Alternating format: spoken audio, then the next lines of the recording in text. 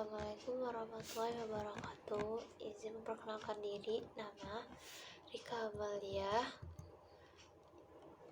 dari kelompok 1 ingin memperjelas tentang pengertian ushul fikih.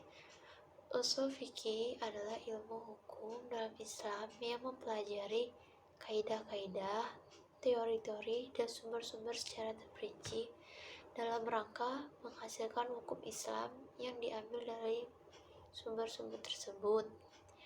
Mekanisme pengambilan hukum dalam Islam harus berdasarkan sumber-sumber hukum yang telah dipaparkan ulama. Sumber-sumber hukum Islam terbagi menjadi dua, yaitu sumber primer dan sumber sekunder. Al-Quran dan Sunnah merupakan primer. Hukum-hukum yang diambil langsung dari Al-Quran dan Sunnah sudah tidak bertambah dan disebut sebagai syariah.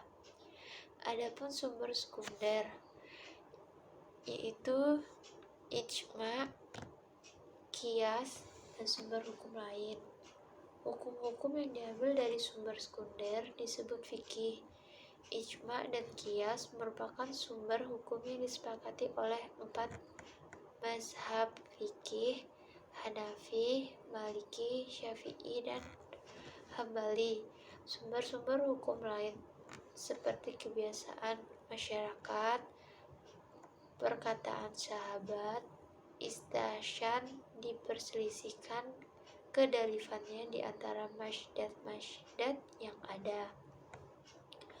Tujuan ushul fikih adalah menerapkan kaidah dan pembahasannya pada dalil-dalil yang detail untuk diambil hukum syar'nya, sehingga dengan kaidah dan pembahasannya dapat difahami nasy'ah syariah dan dengan hukum-hukum yang dikandungnya dapat diketahui sesuatu yang memperjelas kesamaran nas tersebut dan nas mana yang dimenangkan ketika terjadi pertentangan antara sebagian nas dengan yang lain.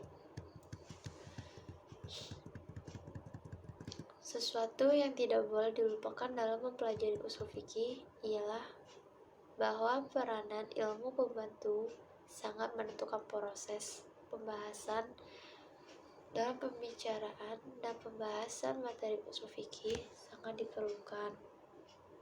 Ilmu-ilmu membantu yang langsung berperan seperti ilmu tata Arab, bahasa Arab, dan wakaiduh lugatnya, ilmu mantik, ilmu tafsir, ilmu hadis, tarikh, tasyil, dan islami, dan ilmu tauhid. Tanpa dibantu oleh ilmu-ilmu tersebut, pembahasan ushul fikih tidak akan menemui sasarannya. Istinbat dan istidlal akan menyampai dari kaidahnya. Ushul fikih ialah suatu ilmu yang sangat berguna dengan pengembangan pelaksanaan syariah atau ajaran Islam. Dengan mempelajari ushul fikih, orang mengetahui bagaimana hukum fikih itu diformulasikan dari sumbernya.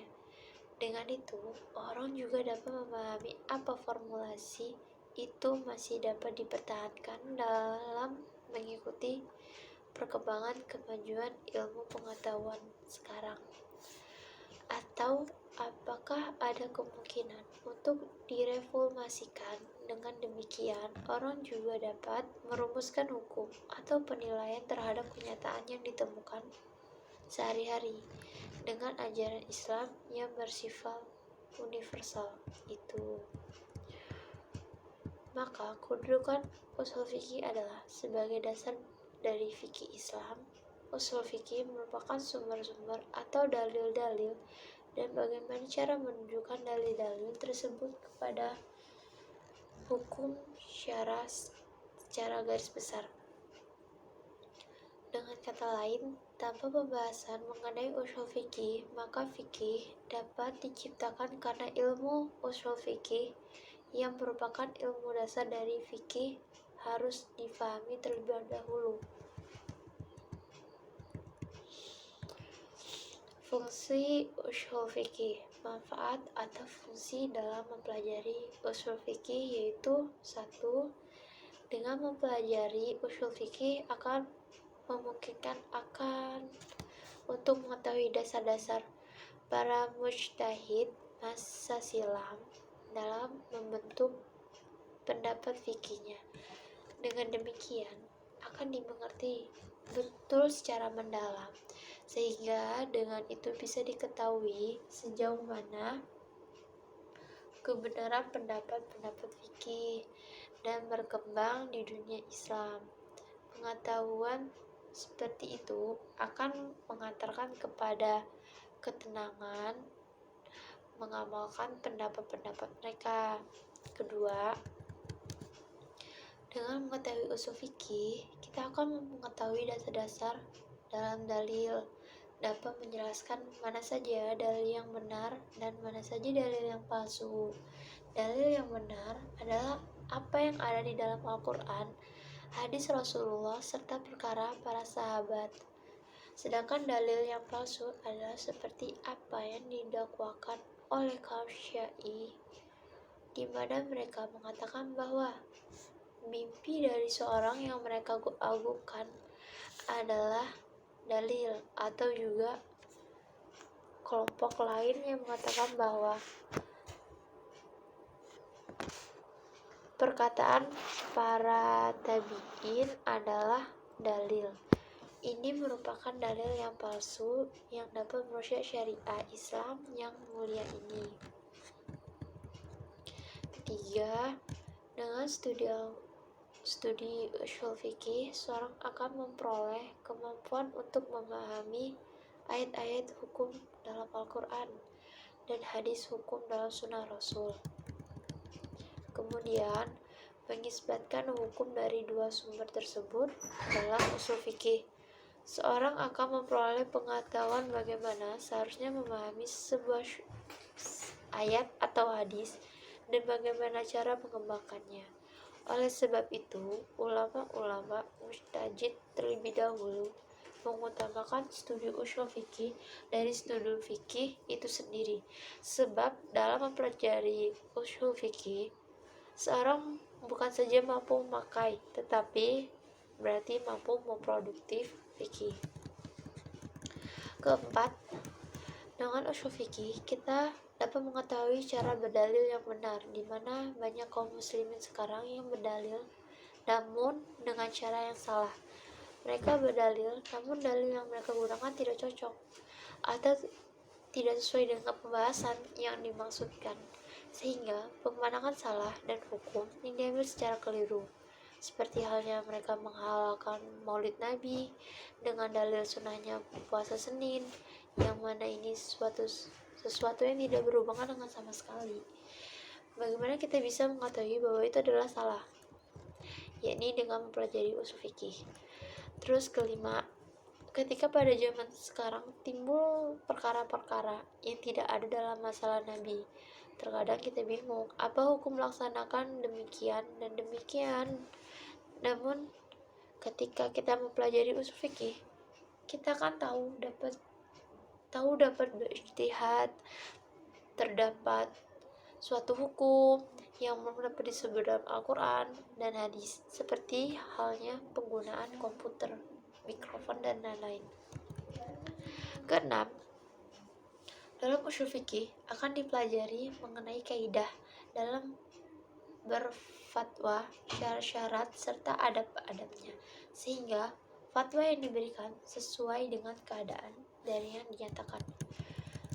Ketujuh, dengan mempelajari ushul fikih, kita dapat mengetahui sebab yang menjadikan adanya perselisihan di antara para ulama dan juga apa alasan mereka berselisih, sehingga dari hal ini kita dapat lebih paham dan mengerti maksud dari perbedaan pendapat tersebut.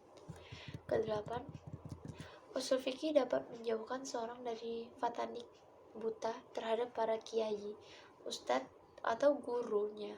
Begitu pula dengan ushul fikih, seorang tidak menjadi taklid dan ikut-ikutan dalam mengetahui dalil-dalilnya.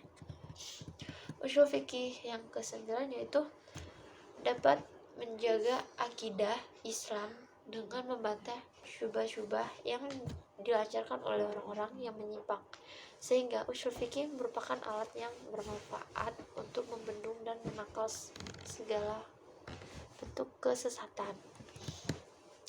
Ke-10, usul fikih dari kebukuan agama Islam, karena banyak hal yang belum ada hukumnya pada zaman Nabi. Dengan usul fikih, hukum tersebut dapat diketahui. Terus ke-11, dalam usul fikih diatur mengenai cara berdialog dan berdiskusi yang merujuk kepada dalil yang benar yang diakui, tidak semata-mata pendapat masing-masing. Sehingga dengan hal ini debat kusir akan terhindari dan jalannya diskusi dihiasi oleh ilmu dan manfaat. Ke-12, dengan usul fikih kita akan mengetahui kemudahan, kelapangan, dan sisi-sisi keindahan dari agama Islam. Jadi itu pengertian, manfaat, tujuan dari usul fikih.